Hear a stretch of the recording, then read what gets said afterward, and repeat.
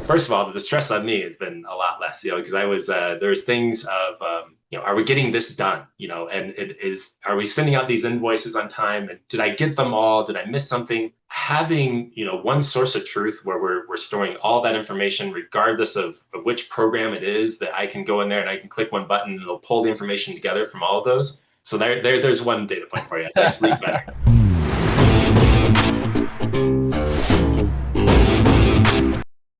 Hey everyone, and welcome back. Today I'm joined by Kaanta from the TIES program, a unique initiative helping people reconnecting with their roots through heritage travel. Rather than explain it myself, I'll pass it over to Ben to introduce himself to share more about the mission behind TIES. Welcome, Ben. Thank you, Larry. It's a pleasure to be here. So tell us a little bit about your program, super unique business. Tell us more about it, please. Yeah, happy to. So we've actually been around since 1994, and our company is very much focused on the mission of helping adoptees explore their identity and their heritage, and also having community and connection. About 2 years ago, the original founders approached my wife and asked her to take it over. My wife actually has her PhD in identity development of international and transracial adoptees, so she's kind of uniquely qualified for this. But during the last 30 years, we estimate we've served about 4,000 people traveling to 20 different countries. Wow, that's amazing. And your office is in the States, but you work with 20 other countries. That's correct. Yeah, so we are a US-based company, but we try to help people who are international adoptees. Primarily, the United States was the largest place that adopted into a country. But there's quite a few countries that place children out for adoption. And so we travel to the majority of the big ones. So Korea, China, Vietnam. And I want to stop there because I'll spend the rest of the next 30 seconds just listing countries. Okay, so let's talk a little bit about your CRM. So you own the Zoho in the Zoho world for about a year and a half. Did you use any type of other CRM before, or Zoho was the first one? In other companies, I've used some CRM systems, but when we took over the company about 2 years ago, they didn't have a CRM system. It was a bunch of spreadsheets. They did have Constant Contact for their email marketing system, but we quickly realized that we needed to get something in place to help us understand our customers and be able to communicate more effectively to them. And how was the beginning with starting with the CRM? It's not an easy journey, right? No, it's not. And in fact, I first tried myself and I took advantage of Zoho. One had some free training and that was great. It's a very intuitive system in many ways. However, we wanted more. Our team doesn't get value out of filling out spreadsheets and copying and pasting. No one comes to us because that's what they want. They want amazing emotional support experiences on heritage travel, and that's totally different. So we quickly realized that we needed some further help, and I didn't want to become the expert in Zoho One. I needed to find people who could help me translate my business needs into a system that made it easy for our staff to do a better job and to spend less time on administrative stuff and more focused on our clients. Also in your business, it's way more complicated than most businesses. As an example, most businesses will use forms to onboard clients. It will be one-dimensional forms. Yeah. Name, last name, email, what do you need? Basic questions done. In your case, there are lots of relationships. So you can have a person, the person will have kids, a wife, they need activities, different hotel flights, super complicated. Yeah, it is. And that was one of the reasons that also drove us towards Zoho, is that I saw the integration of all these different systems. There's also, we need them to sign a terms and conditions, so we can use Zoho Sign for that.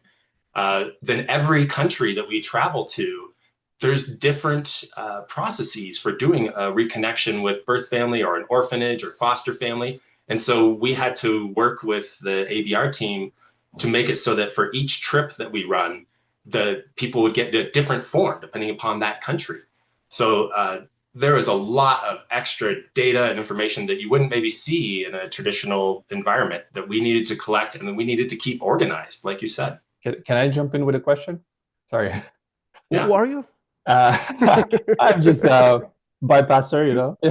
So for people that don't know, this is Roman. He's the account manager, and he works with Ben on a weekly basis. I was just wondering, so before you started working with the CRM, what was the most challenging for you to deal with? Like, for example, you have this billing process, you have this relationships between within the family, you have the forms that you need to send. Before you touch the CRM, what was the most painful thing? Oh my gosh, there was a Roman lot. is going to the hard questions immediately. Okay. Yeah. You know, what was difficult was that we were pretty good about capturing information, but keeping it organized and tied to the people, that was a mess. You know, it was, you know, having to open up multiple systems to find out where things were. Did they get invoiced yet? Have they paid the invoice? Did we get the forms yet? Gosh, I'd say that was probably the most difficult aspect of it is all these disparate systems and they didn't talk to each other, you know? So someone might even send us a request for information about one of our programs, but then we had to manually update another system so that they would get that information. Now it's just all integrated. So when you go to the contact, for example, you're able to see all the notes, meetings, anything that happened with them, phone calls and so on? Yes, including, you know, we've uploaded it with a lot of information that existed before the CRM. You know, have they traveled with us before? When did they travel with us? How many different trips? How many times have they reached out to us and filled out some of our different forms? You know, that's one thing that we do that's a little bit different than the standard setup. We actually, rather than converting any lead to a deal, we like to keep those as a record of how many times did this person reach out to us, because our experiences are a higher dollar item, and it's more like an elephant hunting type business where it may take multiple contacts. And so us knowing this person's been reaching out to us once a year for 5 years is very beneficial in those communications that we have with them. Very, very interesting approach. I've never heard about a CRM that is keeping the leads, but it makes absolutely sense when you're dealing with high ticket sales. Yeah. It's very smart. Thanks. So Ben, when you were looking for a potential solution, when you realized that you had those issues, first of all, how many CRMs have you tried, and what was your biggest okay, no, this is not for me, and then made you land on Zoho and ABR? I have a formal operations and engineering background, and worked in healthcare and rethink. So this was a standard vendor selection process for me. Create a decision matrix, identify what were the key success factors, and run those through. For us, the things that we were looking for was one was HIPAA compliance. We're not technically in healthcare, but we wanted that level of security for our clients that they knew that the system could handle that. Two, I wanted something that was easy for non-technical people to use, and they could be customized. I didn't want them to have to become experts in some system just to be able to do their job. Our staff isn't paid to be good at entering in data. They're there for the emotional connection. And three, of course, was cost. I think that you always want to make sure that you're getting something that's cost effective, and that's good for the company. But we're very client focused, and what we're trying to do is we don't want our cost to be artificially high so that we have to pass that through to our client. We want something that's cost effective for us and our client.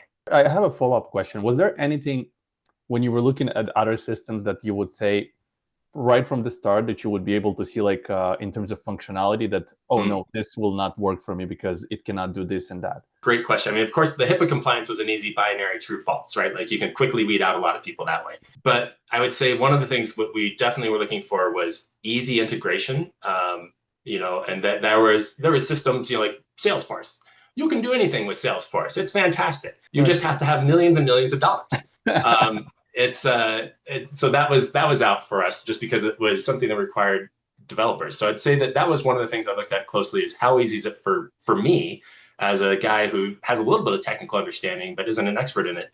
How is it for me to set it up and work with it? It makes total sense, and I totally see the point that you connect into the integrations because Zoho is super useful with integrations. Having that they have all the applications under one umbrella, right? Yeah. One more thing I want to add, and we talked about it also a few minutes ago. You said that when you're starting to work on a new feature and when you are trying to play with it, only then you can see, okay, this is awesome. I also want to use it in this and this way, or maybe on another module. If you don't have a dynamic system such as Zoho, it's very difficult to have those implementations, such as, let's say, you have a difficult and complicated form.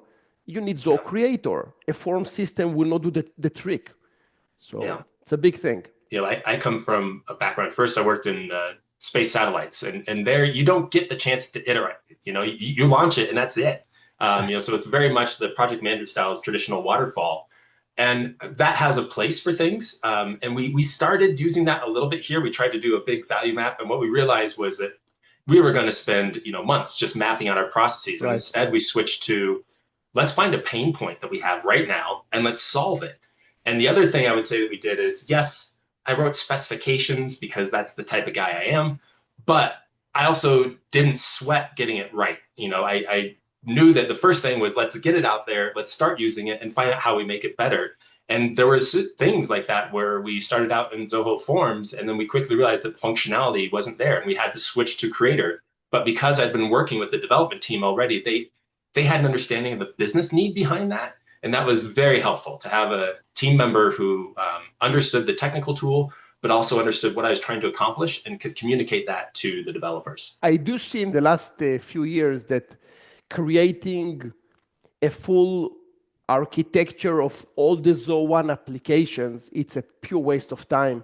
Because when you're reaching the 20% and you have some diversions from the original plan, it's affecting so many things, which your plan is worth nothing when you're passing the 30% mark. I'm really glad that we actually didn't spend a lot of time doing that value stream mapping, because like you said, we would start with some of this pain point number 1 or pain point number 2, and the ramifications as we had discussions totally changed how we would do the rest of the process. And so if we had spent that time, it wouldn't have been all value add, frankly. I have another question. So in terms of, so we discussed a few things before you started using the CRM. I want to jump into the future a little bit and talk about after you started using the CRM and you already had a few things implemented. How did you feel the change? Any impact that happened and benefits that you can describe? First of all, the stress on me has been a lot less, because I was, there's things of, are we getting this done? And are we sending out these invoices on time? And did I get them all? Did I miss something? Having, one source of truth where we're storing all that information, regardless of which program it is, that I can go in there and I can click one button and it'll pull the information together from all of those. So there's one data point for you. I sleep better. The other thing that's been interesting was that initially, when we first started implementing the system, as I mentioned, our staff, they're fantastic, and their primary concern is helping people. And they didn't want to get into the weeds of this new wonky system. And there's always a little bit of change management there. I did notice, after a few months, it stopped going from, what do I have to do this or why that, to, hey, could we also have it do this? And it would be nice if it could do this for me. Where even though our style of implementation has been a little bit of the move fast and break things, which can be disconcerting for people who aren't used to that environment, they not only tolerate it, but they also now want more, and they're seeing how much it's making their lives better. Was there any rejection in the beginning from the team members? Because usually when new system is being introduced, people tend to reject the system. Resistance. And in my opinion, the thing you have to do there, particularly as you're the business owner or whoever is responsible for implementing this, is make sure that your internal team sees the benefits of it for them. In all of us, it's all about me. It's like, okay, that's nice for you, but how does this help me? How does this make my job easier? And so, going back to one of the things I said about, rather than doing a huge value stream, find a pain point and solve that first. Find one that's not necessarily painful for you as the owner, but something that's painful for your team and something that's going to make their lives better. Because once you get the team on board, everything else gets much easier. If you make it so that it's just self-gratifying for you as the business owner or as the implementation manager, that's cool for you, but now you have a team who's resistant to it for the rest of the implementation. That's a great point. Yeah, that's 100%. It's think about how you can help your team, and then your team will help you. That's just a good maxim in life anyway. there is a huge difference between pushing a system on the team versus the team working with you to create the system. They're part of the, creating this baby. Very difficult to say, to reject the baby when you are part of, giving it, creating it. So Yes, it's a big thing. Yeah. 100%. It's all psychology. There is Yeah. not too much in the details. It's all psychology, and now we work with people. What do you think about AI in your business?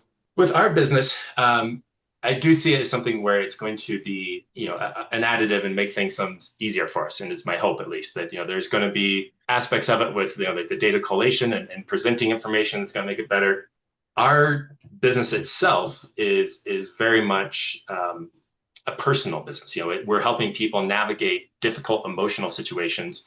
And so, in terms of like a concern that I have about AI coming around and disrupting our industry, sure, to an extent that it disrupts any industry, but we actually send staff who travel with our clients to help them have these conversations. And I don't see people trusting that to a robot too soon. I mean, Right. Those days may come, but not in the next 3 years. In your business, probably, if the evolution will take jobs, I think you will be probably the end of this cycle. Yeah, like I said, there's aspects that help.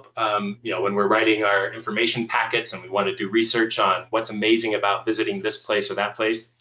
Yes, that's wonderful. But so I'd see it's going to be very much one of those. It's something that's additive to us, but not removing from us. Yeah, just what. It's funny, when AI started on the turbo mode, which was about 4 months ago, that every 2 days you have a huge update, I was sure that companies will fire employees because now AI can do their jobs. But what I see, it's actually that companies, they use the AI to improve their employees' productivity versus releasing them, which is a fantastic thing. I was afraid that companies will release people. Yeah, no, I agree. I think that's my suspicion, at least in AI, is that will be the next term or the near term. I mean, certainly there's stories of software engineers getting let go and whatnot, but I do think that industries where there's very much a human component to it and trust that those will be safer longer from the AI. Yeah, there will be an impact, but as you said, I don't think it will be a huge change. Yeah, I want to jump back 1 second to the implementation journey with Zoho, if you don't mind.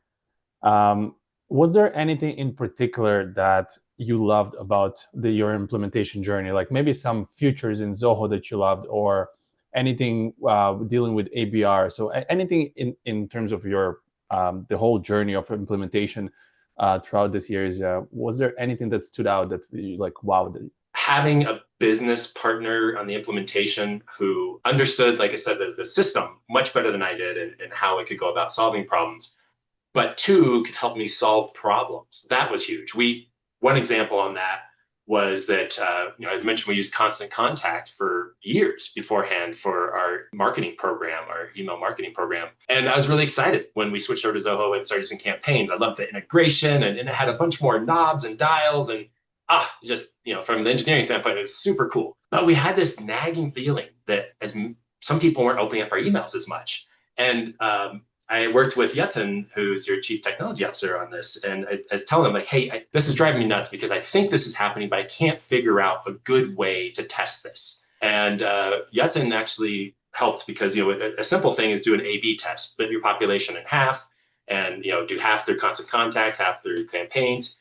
But I told Yatin that I had a concern that didn't take into account making sure that the population was similar in terms of their engagement. So he actually came up with a way to go through all 10,000 of our contacts and score them in terms of level of engagement, looking at the last month worth of data or so, and then make sure that we had two similar populations that were A and B that were randomized, but yet they were randomized but also had similar distributions of engagement. And we ran that once on one campaign as an A/B, and we saw some pretty dramatic results. And so we've switched it from being an A/B to a BA, just swapped the populations, and we got nearly the same results in terms of how much better the open rate and the click rates were on Constant Contact.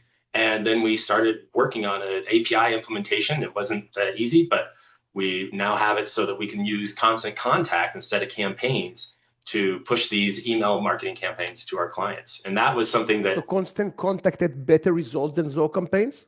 It did. It did. We spent a lot of time on this, and initially we did some analytical testing, which indicated that they were analogous.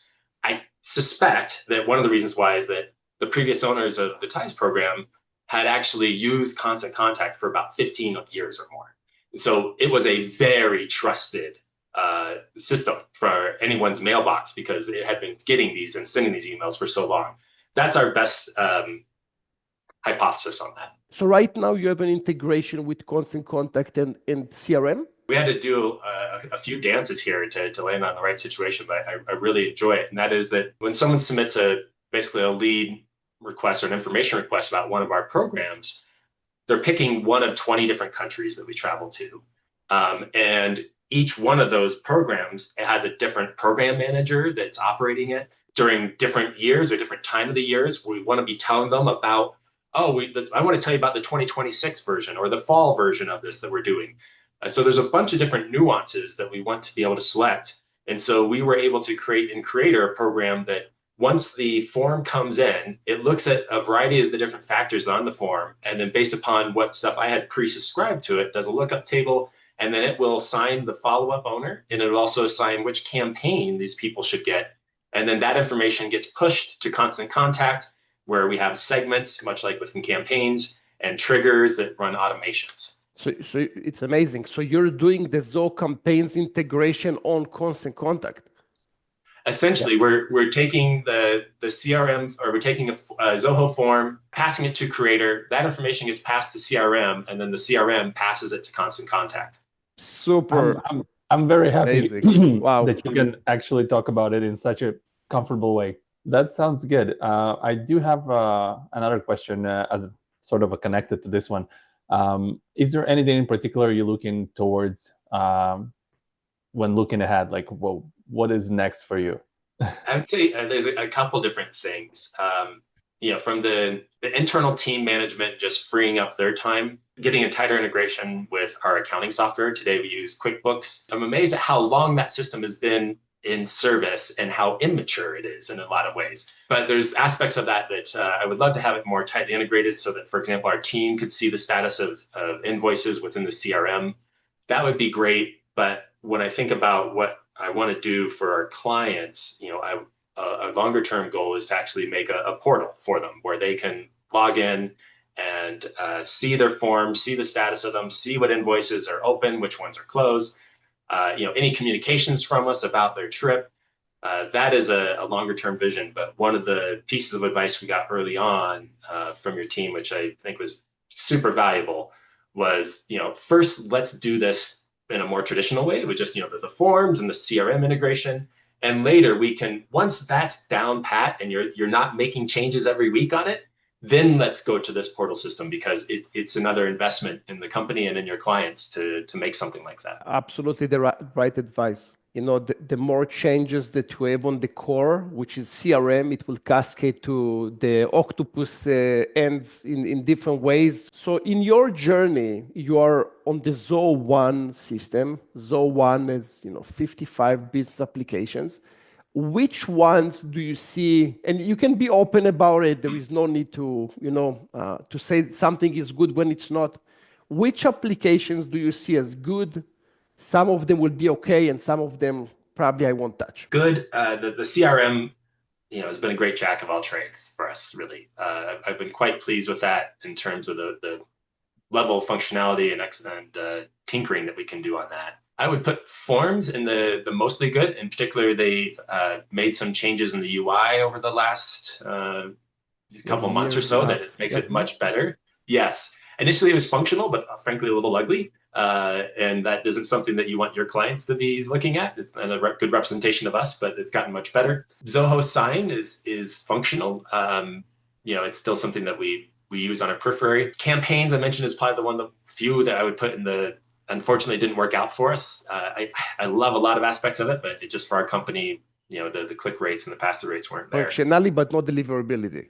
Yes. Yeah. Yes, exactly. And did you use any other application like Sales IQ or anything Oh else? yeah, yes. So we also use surveys, which we found to be very helpful. At the end of our trips, we asked people what did they think, how did it go, and it's much like forms. But what I love about it is I don't have to then do the data analysis. It puts together all the information in an easy to digest format. So that's another system that we've used. Are you using Page Sense by any chance?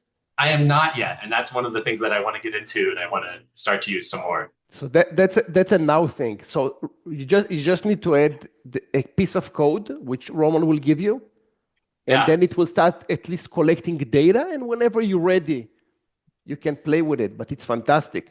So Ben, tell me something. I've never heard about a company that's doing what you're doing. Is that common? Do you have any competition? Yeah, it is a very niche field for sure. And there are other companies out there who will tell you that they do heritage travel. We're different in that a lot of those other heritage travel programs really are just companies, they're just travel tourism companies, and then they slap the word heritage on it and they put together a group. Our company, if you look at from like the ground up, founder has been doing this for 30 years. My wife took over the company. She has her PhD in this topic in identity development of adoptees. On our staff, we have licensed therapists, social workers, and certified professional coaches. And then another thing that's completely different about our team is that when we go to these locations and we do our heritage travel programs, we actually send usually US-based people who are adoption specialists. They might also be social workers or therapists themselves, and they travel with the people so that as they're unpacking what can be very emotional experiences, there's someone there who can help facilitate these conversations that can be very difficult for some people. Another thing that we see oftentimes is people who think that, oh, I'll just go on a heritage trip myself. They get there, and for the first time, maybe they're seeing people who look like them, and they're like, wow, I really connect here. And then there's this dissonance because they realize that culturally they're not that. And so by traveling in a group, we give people this opportunity to safely explore this part of their identity in an emotionally safer place and have people who have those shared experiences. It's a very niche field of people, but to actually be able to travel these people and for them to have support of qualified personnel is just amazing. It's not uncommon that people throughout the process of our trips, they also discover things like there was fraud and corruption involved in their adoption story. We've had many times we've had people who meet their biological family and their biological family tells them, we were told you died. And so how do you deal with that emotionally? It's just mind-boggling. And so to try to do that type of stuff alone without the support of people who are qualified, it can be very difficult.